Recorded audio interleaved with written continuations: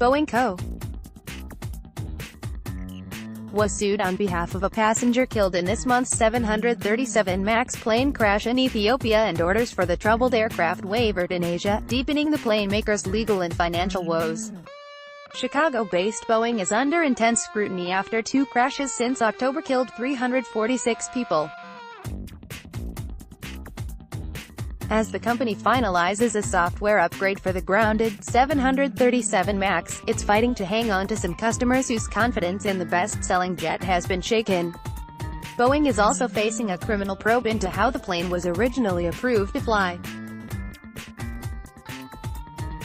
The lawsuit, filed on behalf of the estate of Ethiopian Airlines passenger Jackson Musoni of Rwanda, claims the 737 MAX 8 isn't safely designed.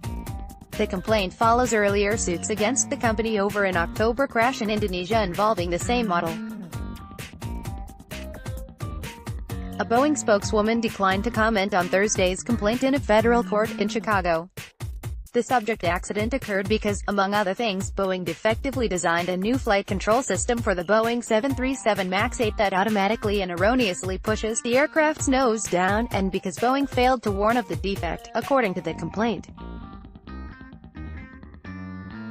Late on Thursday, flag carrier airline Garuda Indonesia said it's going ahead with plans to cancel a $4.8 billion order for 49 MAX 8s. Still, Garuda is sticking with Boeing and has asked the manufacturer for different aircraft. In Vietnam, Bamboo Airways agreed to buy as many as 26 narrow-body jets from Airbus SE, just a month after saying it was considering ordering as many as 25 Boeing 737 MAX planes. Also read, Boeing 737 MAX issues persist, emergency landing in U.S. due to engine snag. Boeing is preparing to submit final paperwork to U.S. regulators for a software upgrade for an anti-stall countermeasure on the 737 MAX that investigators said in a preliminary report repeatedly pushed the nose down on the MAX operated by Lion Air. In that case, the jet went into a dive prior to crashing into the Java Sea in October. Authorities are probing whether the system was a factor in the March 10 crash of the Ethiopian Airlines jet, which regulators said behaved similarly to the earlier downed plane. Boeing faces the prospect of substantial payouts to the families of passengers if it's found responsible for both the Indonesia and Ethiopia crashes. But legal experts say the second one could prove even more damaging for the company. That's because plaintiffs will argue the manufacturer was put on notice by the earlier tragedy that there was something dangerously wrong with its planes that should have been fixed. Stephen C.